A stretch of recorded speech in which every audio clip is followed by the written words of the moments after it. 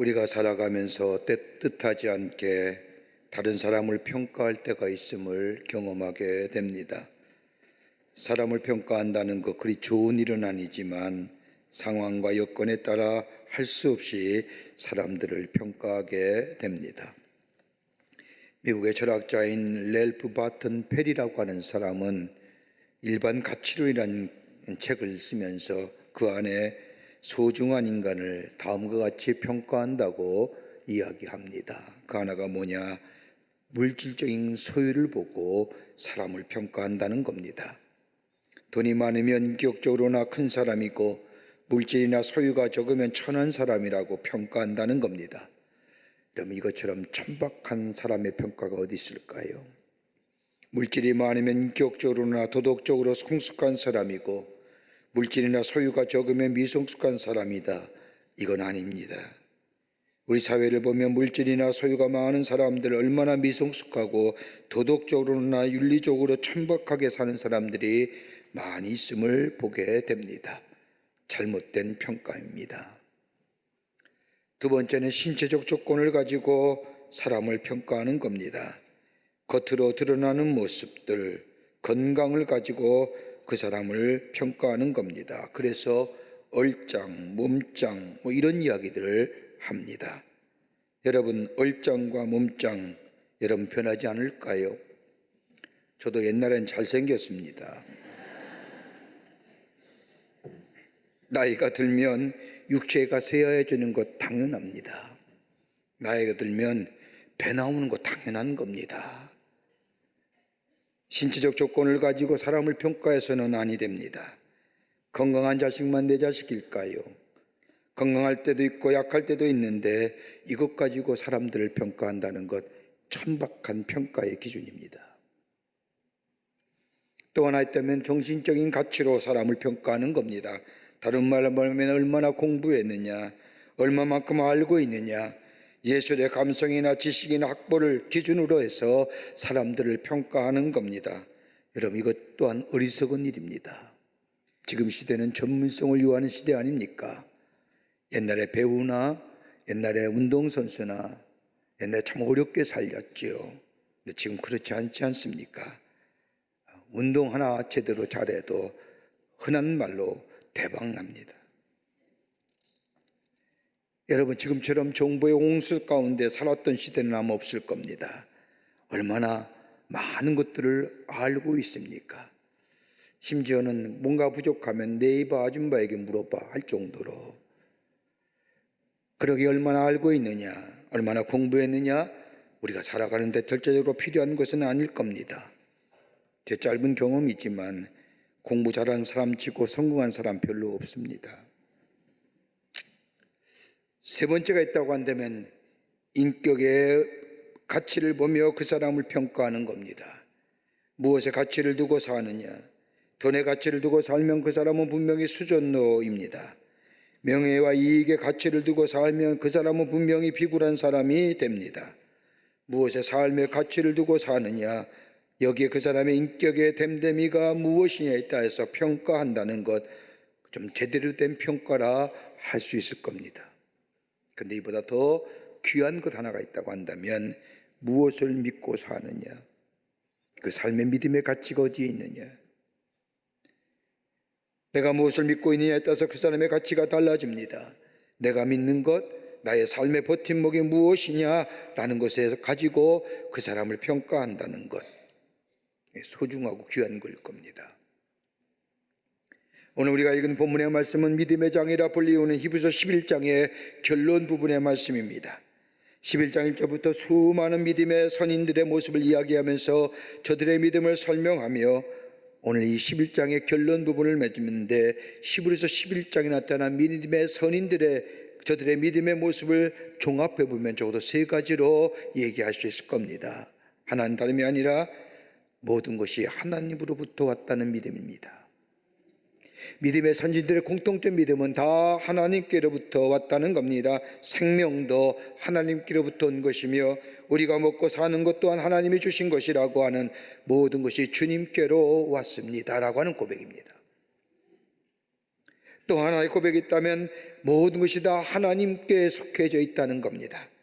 전쟁도, 흉령도, 질병도, 실패도, 성공도, 사랑도, 인간의 생명조차도 다 하나님 안에 하나님의 의로운 장 중에 달려 있습니다. 또 하나의 신앙 고백이 있다고 한다면 하나님께로 돌아간다는 겁니다. 하나님께로 돌아간다는 믿음입니다. 인생이 맞춰지면 하나님 앞에 선다는, 즉 하나님의 심판대 앞에 선다는 믿음입니다. 이러한 믿음을 가지고 살았던 믿음의 선진들은 이 믿음 위에서 저들의 삶이 어떠한 믿음의 내용을 가지고 살았는가를 오늘 11장 마지막 마무리하면서 히브리서 기자는 이야기합니다. 이렇게 기록한 이유가 어디 있을까요? 너희 또한 이런 믿음의 내용을 가지고, 이런 믿음의 자세를 가지고 삶으로 그 믿음 살아내라는 겁니다. 어떤 믿음의 내용일까요? 어떤 믿음의 자세일까요? 오늘 이 시대를 살면서 우리에게 정녕 필요한 것이 있다고 한다면 아마 믿음일 겁니다. 믿음이 사라지면 우리의 삶도 무너지고, 믿음이 사라지면 이 사회의 신뢰도 무너지고, 경제도 무너지고, 정치도 무너지고. 믿음의 선진들이 가졌던 믿음은 도대체 어떤 믿음이었기에, 그리고 그들의 삶의 자세는 어땠는기에 오늘 이 본문의 말씀을 우리에게 하시는 걸까요? 함께 말씀을 나누며 은혜 받기를 원합니다. 첫째는 믿음은 궁극적으로 승리를 가져다 준다는 겁니다. 오늘 본문 우리가 함께 읽은 본문 말씀 33절과 35절의 말씀을 보면 믿음의 내용, 그 내용의 능동적인 모습에 대하여 이렇게 말씀하여 주십니다. 오늘 여기 말씀을 보면 그러므로 그들은 믿음으로 나라를 이기기도 하며 의를 행하기도 하며 약속을 받기도 하며 사자들의 입을 막기도 하며 불의의 세력을 멸하기도 하며 칼날을 피하기도 하며 연약한 가운데 강하게 되기도 하며 전쟁에 용감하게 되어 이방 사람들의 진을 물리치며 여자들은 자기의 죽은 자들을 부활로 받아들이기도 하며 또 어떤 이들은 더 좋은 부활을 얻고자 하여 심한 고문을 받되 구차히 풀려나기를 원하지 아니하였으며. 믿음의 선진들의 믿음의 내용들을 설명하는 겁니다. 여러분 여기 말씀을 보십시오. 그들이 가졌던 믿음의 내용이 어떤 걸까요? 믿음은 순종케 한다는 겁니다. 믿음으로 나라들을 이기게 하며, 여러분 이 말씀은 누굴 얘기할까요? 이스라엘 백성이 출애굽하여 40년의 광야 생활을 하면서 가나안 땅에 들어온 이스라엘 백성들, 저들에게는 강력한 군사가 인력도 있는 것도 아니었습니다. 오직 하나님의 약속을 믿는 믿음으로 요단을 건너 가나안 땅에 들어온 이스라엘 백성, 그 첫 번째 성인 여리고성, 그저 하나님의 말씀을 믿는 믿음 안에서 하나님의 말씀하신 대로 7일 동안 여리고성을 돌았을 뿐인데 하나님은 저들 믿음에 응답하여 주셔서 여리고성을 무너뜨려 주셨습니다. 바로 믿음으로 나라들을 이기게 하셨다는 겁니다. 뭐로요? 순종함으로. 그러기에 믿음은 순종이라는 겁니다. 두 번째 뭐라고 말씀하십니까? 저들이 가졌던 믿음의 내용은 믿음은 의롭게 하여 주신다는 겁니다.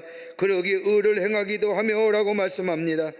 의를 행하기도 하였다는 것은 다름이 아니라 하나님의 앞에 바로 섰다는 겁니다.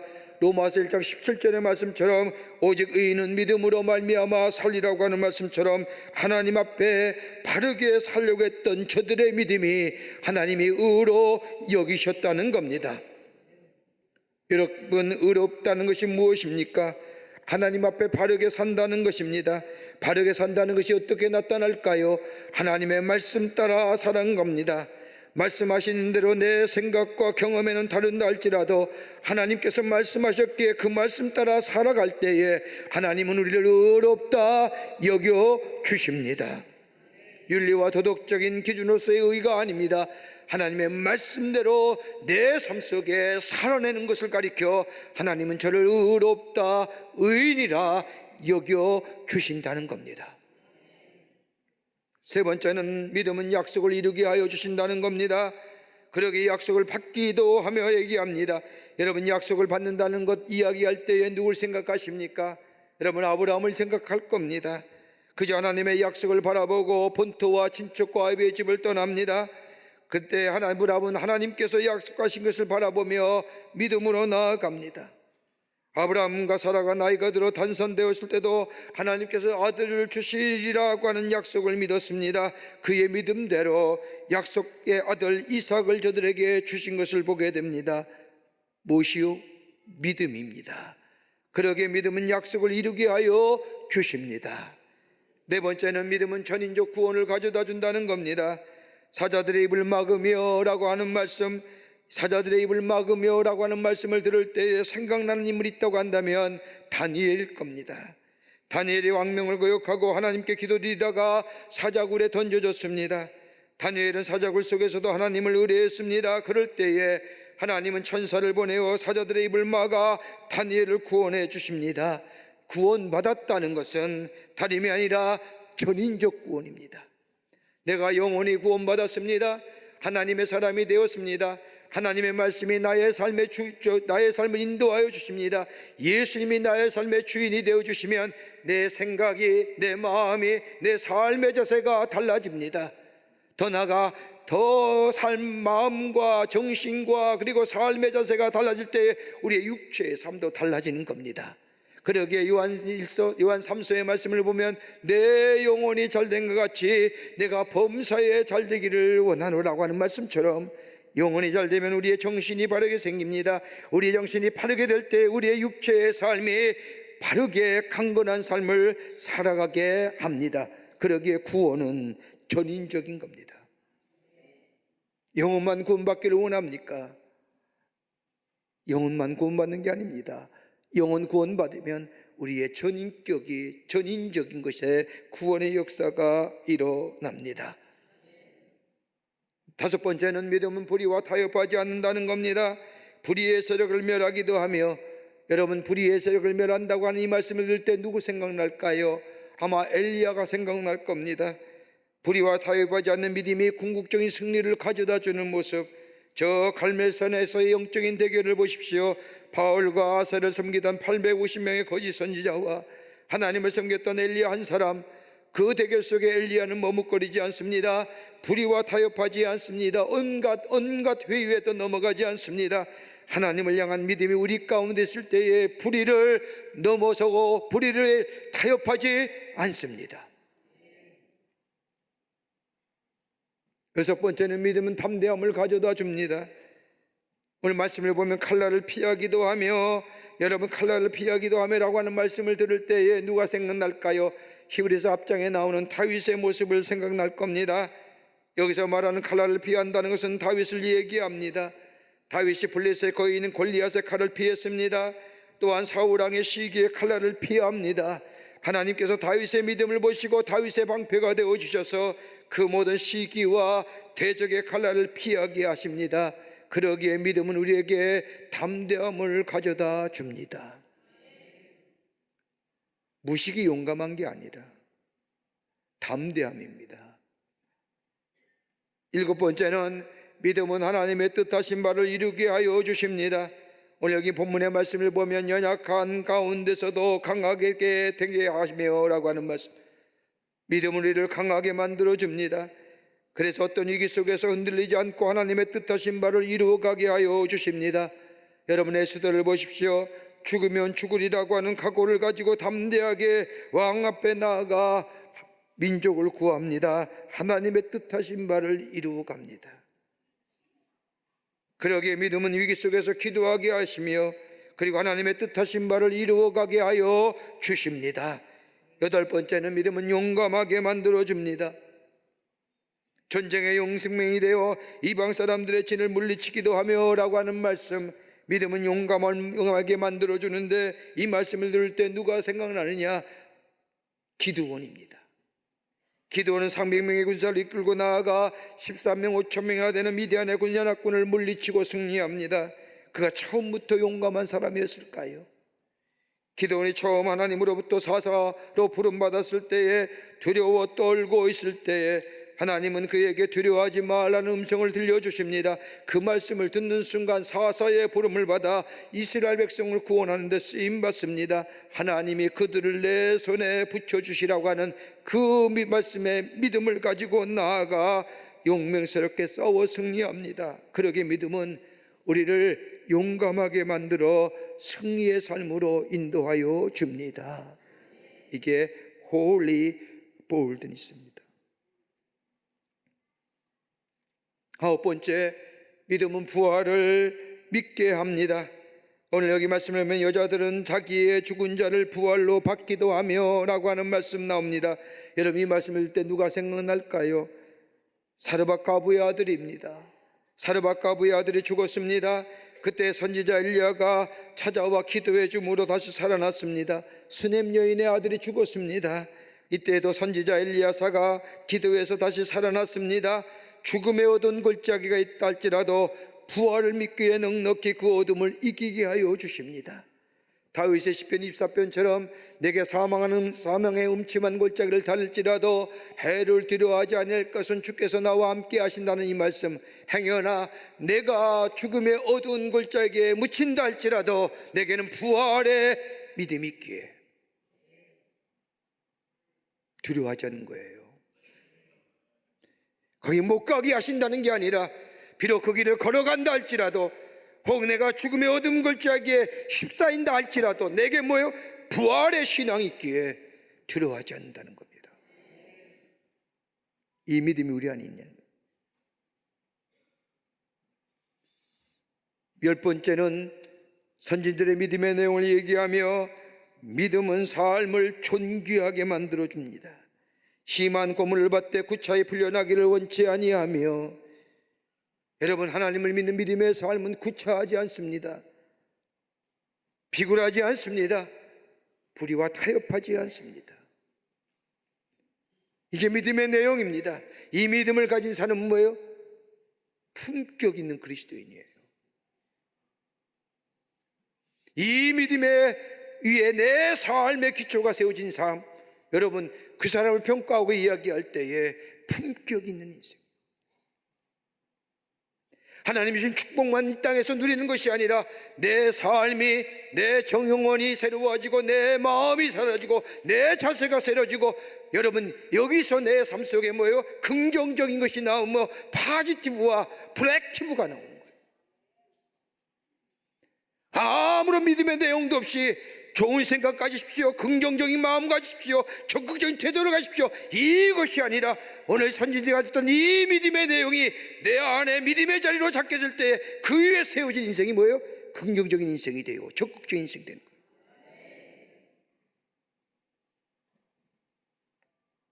그러기에 믿음은 힘입니다. 믿음은 능력입니다. 하나님을 향한 믿음이 우리를 강하게 하고 담대하게 하여 주십니다. 더 나아가 하나님을 향한 굳건한 믿음 위에 우리의 인생이 서 있을 때에 우리는 시련과 위기를 극복할 뿐만 아니라 궁극적인 승리의 삶을 얻어 살아가게 됩니다. 아우구스티우스가 하나님의 도성이란 책을 보면 아우구스티우스가 로마 제국이 무너진다는 소식을 듣습니다. 영원히 건재할 것만 같았던 로마 제국, 그 로마의 찬란한 문명들, 더 나아가 313년 이후에 우리나라의 종교는 기독교라고 외쳤던 로마가 저 서고트의 침략을 받아서 멸망하게 됩니다. 화려하고도 하나님을 섬겼던 로마 영광이 저 야만 족속인 서고트라고 하는 족속에 무너져야 하는지 이 아우구스티스는 도무지 이해가 되지 않습니다. 그때 아우구스티누스는 하나님 앞에 크게 번민하며, 하나님, 어찌하여 이런 일이 일어날 수 있습니까? 깊은 고민과 기도 가운데 그의 마음이 열리며 영적인 세계를 바라봅니다. 그러면서 고백하기를, 사람들이 세워놓은 세상은 더 이상 우리의 안전한 피난처가 못 된다. 오직 하나님이 우리의 피난처가 되어주셔야 우리의 인생의 여정이 안전한 인생이 된다고 이야기하면서 그 유명한 하나님의 도성이라는 책을 쓰게 됩니다.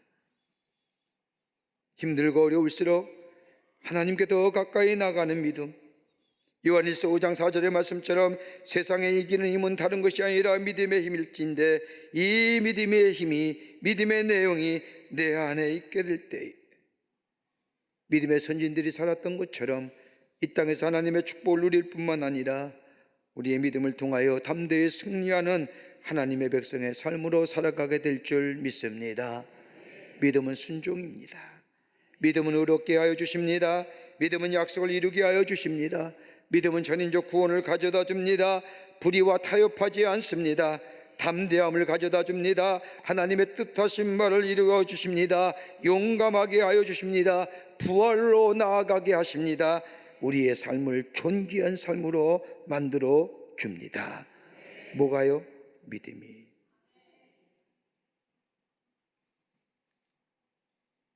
두 번째로 믿음은 자신을 지키게 하여 주십니다.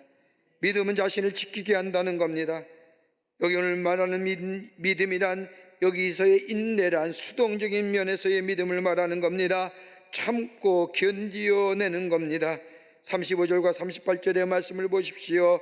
여기 말씀을 보면 여자들은 자기의 죽은 자들을 부활로 받아들이기도 하며 또 어떤 이들은 더 좋은 부활을 얻고자 하여 심한 고문을 받되 구차히 풀려나기를 원하지 아니하였으며 또 어떤 이들은 조롱과 채찍뿐만 아니라 결박과 옥에 갇히는 시련도 받았으며 돌로 치는 것과 톱으로 켜는 것과 시험과 칼로 죽임을 당하고 양과 염소의 가죽을 입고 유리하여 궁핍함과 환난과 학대를 받았으니라고 말합니다. 믿음의 선진들은 믿음을 지키기 위해서 환난과 핍박을 받았다고 그 환난과 핍박을 설명합니다. 하나님을 향한 믿음을 지키기 위해 믿음의 선진들은 끝까지 인내했다는 겁니다. 심지어 자신들의 목숨을 내어놓고까지도 믿음을 지켰다는 겁니다. 왜요? 요한계시록 2장 10절의 말씀처럼 생명의 면류관을 내게 주시겠다고 하는 그 약속의 말씀을 믿었기 때문입니다. 예수 믿고 핍박과 환난이 오더라도 인내할 수 있는 것은 다름이 아니라 앞에 있을 생명의 면류관이 있기 때문입니다. 여러분 기억하세요. 내가 이 땅에 살면서 믿음을 지키며 주의 일 사명을 감당하면 하나님이 이 땅에 살며 우리에게 상급을 주십니다. 우리의 성원이 죽으면 하나님 앞에 하나님 나라에 가면 하나님 우리에게 주실 상급이 뭘까요? 영화입니다.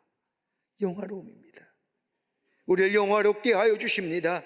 이 땅에 성화의 가정을 거저 하나님에 나가면 우리 주님이 예비하실 영화의 가정, 그래서 생명의 면류관을 내 머리에 씌워주시고 우리에게 영원한 생명을 주시며 주님이 주신 영원한 안식을 가지고 사는 삶, 이게 우리에게 주신 하나님의 상급입니다. 이거 믿음이 있으면 뭐예요? 참고 견디어내는 겁니다. 인내할 수 있습니다. 여러분 왜 인내하지 못합니까? 다름이 아니라 두려움 때문입니다. 여러분 내가 넉넉하고 내가 강하면 얼마든지 두려움을 넘어섭니다. 내가 약하기에, 다른 말로 말하면 내 믿음이 앞에서 말한 선진들의 믿음의 내용이 내 안에 있게 될 때에 우리는 얼마든지 시련과 환난을 인내할 수 있지만 이 믿음이 약해지면 우리 안에 두려움이 있습니다. 변화가 미래에 대한 불확실성이 있게 될 때에 우리는 인내하지 못합니다. 하나님을 향한 믿음이 우리 안에 있으면 참고 견디어냅니다. 왜요? 확실한 미래에 그 약속의 말씀이 내 안에 있기 때문입니다. 크리스찬 포스트지에 최근 탈북하는 탈북민이 북한 내 지하교회 실상에 대하여 여러 가지로 많은 이야기를 하며 글로 썼습니다. LA에 거주하고 있는 탈북자 최 씨는 크리스찬 포스트지와의 이메일 인터뷰에서 북한에 있는 지하교회 교인들에게 설명하기를 북한의 성도들은 기독교를 버리면 자유를 얻을 수 있지만 악명 높은 수용소에도 자신의 신앙을 버리지 않습니다라고 이야기합니다.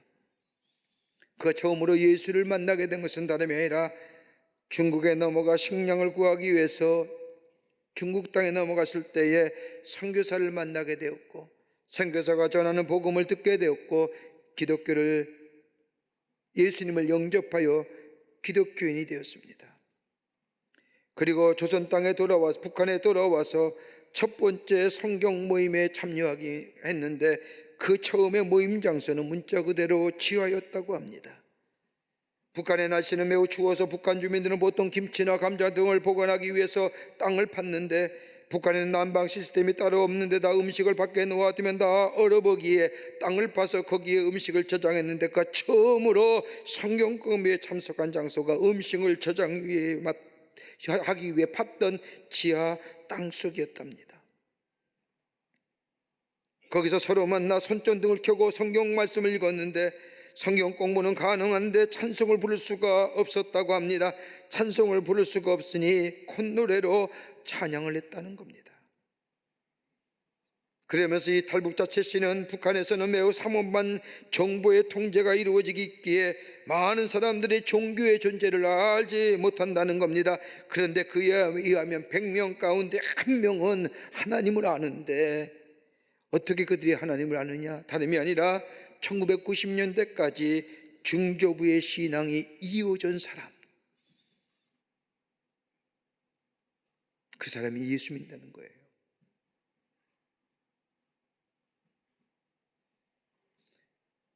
북한은 지금도 종교와 관련을 맺고 있는 사실이 드러나면 저들 정치범 수용소나 교화소로 보내는데, 교화소나 정치범 수용소에 들어간 기독교인들은 그것을 지키는 교도관들에 의하면 기독교인들이 얼마나 완강한지 모른다고 자주 말하고 난다는 겁니다. 왜냐하면 예수를 부인하면 놓아주겠다고 제안해도 이를 받아들이지 않는다는 겁니다. 심한 노동과 격리와 배고픔과 추위와 고문과 구타와 그럼에도 불구하고 예수를 부인하지 않는다는 겁니다. 또 어떤 일부 기독교인들은 수용소의 안의 생활이 밖의 생활보다 훨씬 낫다고 이야기한다는 겁니다. 왜냐하면 여기는 내가 예수 믿는 사람, 예수의 사람을 드러내고 얘기할 수 있지만, 그래서 내 앞에 고문과 학대와 수많은 아픔과 환란이 있더라도 그건 얼마든지 내가 믿음을 지키며 이길 수 있는 것이지만, 밖에 나가면 나는 예수 믿는다고 얘기 못하며 내가 어려도 자유롭지 못하기 때문에 역설적이지요. 맞아도, 가혹행위를 당하도, 고문을 당해도 예수 믿는다는 사실을 부정하지 않는다. 뭐 때문이요? 주께서 예비하신 생명의 면류관이 있기 때문에. 이게 저들의 믿음입니다. 그러기에 히브리서 11장 나오는 12장 2절과 3절의 말씀을 보면 인내의 본이 되신 예수 그리스도를 관하여 이렇게 설명하지 않습니까? 믿음의 주에 온전케 하시는 예수를 바라보자. 그는 그 앞에 있는 기쁨을 위하여 십자가를 참으사 부끄러움을 개의치 아니하시더니 하나님의 보좌 우편에 앉으셨느니라. 여러분, 인내해야 하신 이유가 어디 있을까요? 참고 견디는 이유가 뭘까요? 다름이 아니라 하나님의 거룩한 역사가 이 땅에 이루어지기를 믿기에 인내하는 것이요, 하나님의 사랑을 믿기에 참아내는 것이요, 더 나아가 더 좋은 복량을 바라보기 때문에 인내하는 겁니다. 참아내는 겁니다. 그러면 하나님이 약속하신 대로 우리에게 생명의 면류관을 허락하여 주시기 때문입니다. 이 정도면 참아내지 않겠습니까?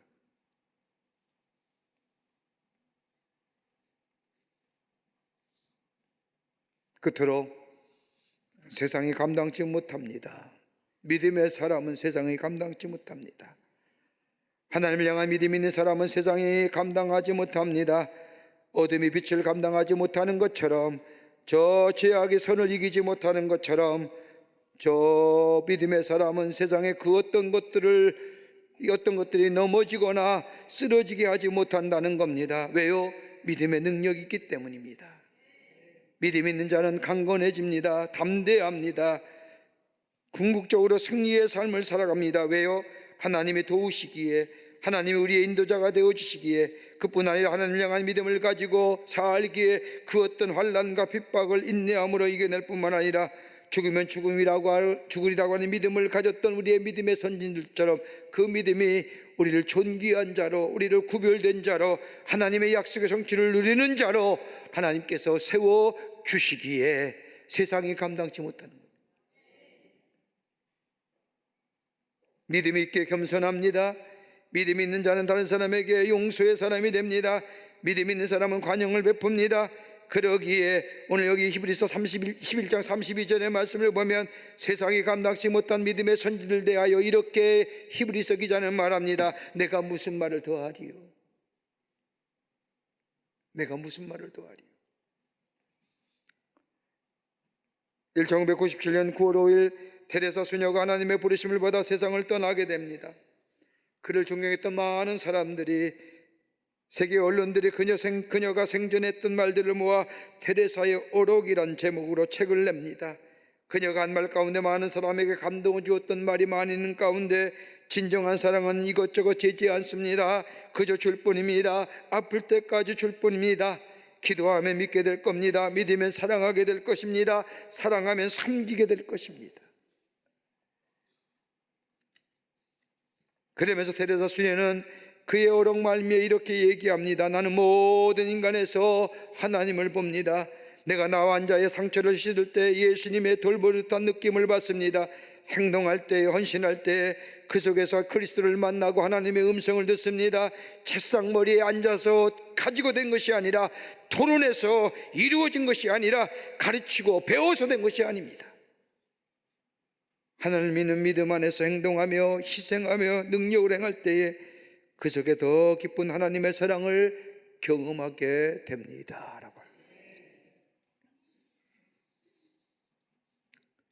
한 할아버지가 30년이나 수염을 길러 수염이 배꼽까지 내려왔습니다. 이런 모습을 본 어린 손자가 궁금증을 찾지 못하고 할아버지에게 묻습니다. 할아버지는 주무실 때에 그 길이진 수염을 이불 안으로 놓고 주무십니까? 아니면 밖으로 내놓고 주무십니까? 뜬금없이 손자의 질문을 받고 보니 30년 동안 수염을 기르면서 한 번도 생각해 본 적이 없는 질문입니다. 대답하기를, 내가 오늘 밤 지난 후에 자고 나서 가르쳐 주마. 그리고 잠자리에 청합니다. 그날 밤 할아버지는 수염을 이불 속으로 넣으니 답답하고 밖으로 내오니 허전합니다. 그러다가 넣었다 뺐다 밤새도록 잠 한 잠 못 자고 아침에 일어났습니다. 손자가 묻습니다.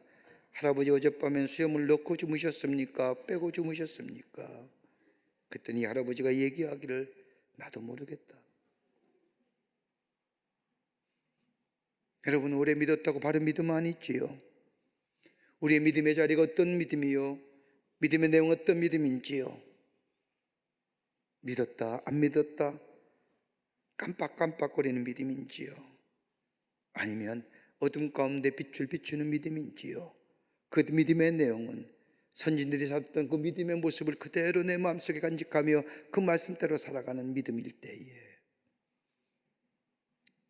하늘의 약속의 성취가 우리 가운데 이루어질 뿐만 아니라 우리의 삶이 복된 걸음이요, 하나님의 약속의 성취를 누리며 내 삶 속에 하나님을 증거하는 하나님의 백성의 삶으로 살아가게 될 줄 믿습니다. 믿음이 세상을 이깁니다. 믿음이 우리의 인생을 품격 있는 인생으로 만들어 줍니다. 그럴 때 세상은 바뀌어지는 겁니다. 이런 믿음의 경주를 걸어가시고 달려가시는, 그래서 하나님의 놀라운 축복을 이루어서 하시는 여러분과 저와 되시기를 주의 이름으로 축복합니다. 하나님 감사합니다. 저희들 주께서 사랑해 주셔서 하나님의 자녀 삼으심에 감사합니다. 믿음 주심에 감사합니다. 믿음대로 살게 하여 주시고 믿음의 열매를 누리며 하나님을 높이며 증거하는 저희가 되게 하여 주시옵소서. 늘 성령께서 우리와 함께 하여 주실 줄 믿으며 예수님의 이름으로 기도하옵나이다. 아멘. 지금은 우리 주 예수 그리스도의 크신 은혜와 하나님 아버지의 한량없으신 사랑하심과 성령님의 인도하심이 거룩한 주의 날 주의 전에 올라와 마음과 정성을 모아 하나님 앞에 예배하며 믿음으로 살아 하늘의 놀라운 약속의 성취를 누리며 하나님의 살아계심을 증거하는 삶으로 살기로 결단하며 저 세상을 향하여 걸음 옮기는 우리 모든 광림의 권속들과 영상을 통하여 예배에 참여한 하나님의 거룩한 백성들 위해 주께서 지금으로부터 영원토록 함께 하시기를 간절히 축원하옵나이다. 아멘.